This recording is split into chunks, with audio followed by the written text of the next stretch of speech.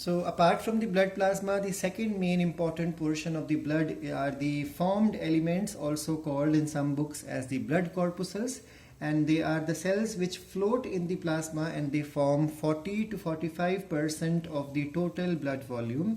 And there are three types of blood corpuscles present in the blood, and they are namely erythrocytes. Erythro stands for red, cyte stands for cells, so red cells or red blood cells.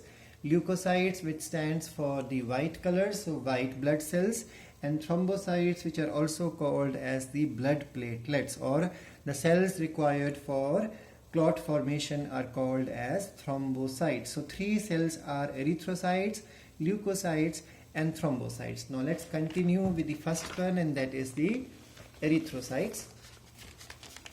Just give me a second.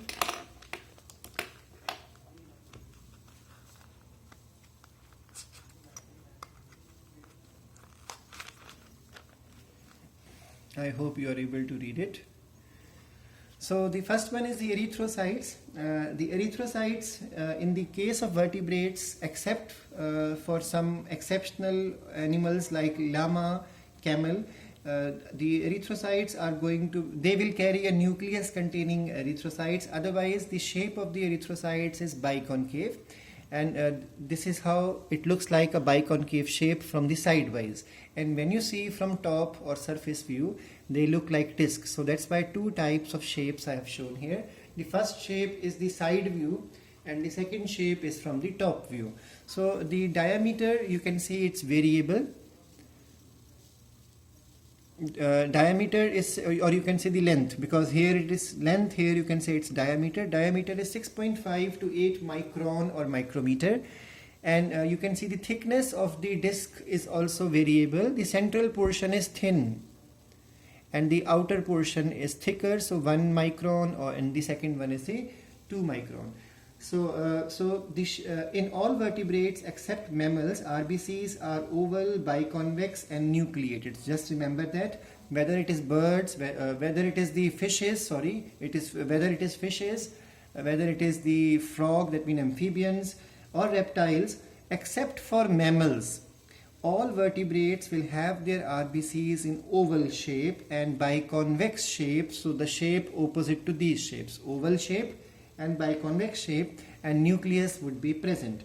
But in the case of mammal, mature RBCs are circular, or you can say discoidal, and the other shape already I have mentioned is the biconcave one. And remember, by maturity their nucleus is absent.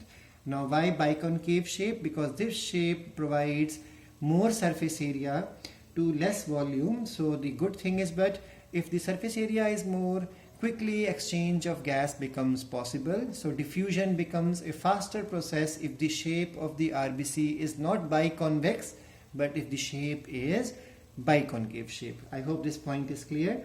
So biconcave shape increase the surface area to the volume ratio. And the absence of nucleus also helps a lot, because if the nucleus is gone, then there is more space to carry more hemoglobin. And if there is more hemoglobin, then there will be more gas carrying capacity. I hope this point is very relevant and easy to understand. Amount of hemoglobin is 15 gram per 100 ml of the blood in the case of males, and it is 13 gram per 100 ml of the blood in the case of the females. Now remember, hemoglobin is a type of a protein, chromoprotein. In biomolecules, we did types of protein, if you remember, and one of the protein was conjugate protein. So it is a type of conjugate protein, and the type under conjugate is the chromoprotein, because it has a protein part as well as a non-protein part. The protein part is called as globin, and non-protein part, which is rich in iron, is called as heme. Now the next thing to remember is the size, which we have already covered. It is 6.5 to 8 micrometer. Some books will say 7 to 8 micrometer in diameter. Now the number of RBCs. The number of RBCs is variable. You can see it is 5 to 5.5 million per cubic millimeter of blood for men, and 4.5 to 5 million per cubic millimeter of blood for the females. Now this is variable, remember. And remember, in the case of periods and all, the number of the RBCs are going to come down when periods occur in the case of the girls once they enter puberty. Then two main thing to remember is these two. The number of RBCs present per microliter or cubic millimeter is called as the RBC count, and this is done with the help of an instrument called as hemocytometer. And in the same manner, there is a instrument which counts the amount of hemoglobin, and that is called as hemoglobinometer. Now you must have heard in layman language, sometimes people talk about that somebody's blood has gone down. So it's not the blood going down, the doctor conveys to the person that your hemoglobin amount has gone down.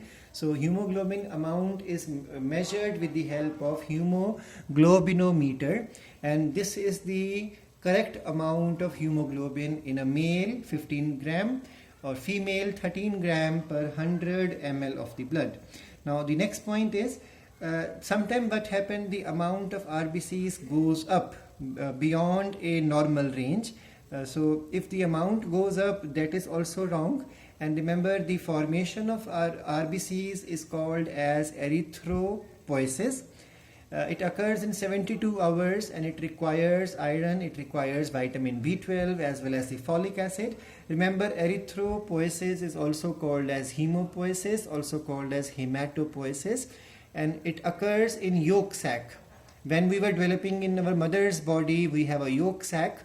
That yolk sac develops RBC, and later, once the liver of the developing baby starts developing inside, liver takes over the function of the yolk sac and starts preparing RBCs, followed by the lymph nodes and the spleen. These are the structures. Remember, yolk sac only in the earlier stage, followed by liver, lymph node and spleen are involved in the fetus in RBCs formation, and after birth it is just the bone marrow which forms the RBCs.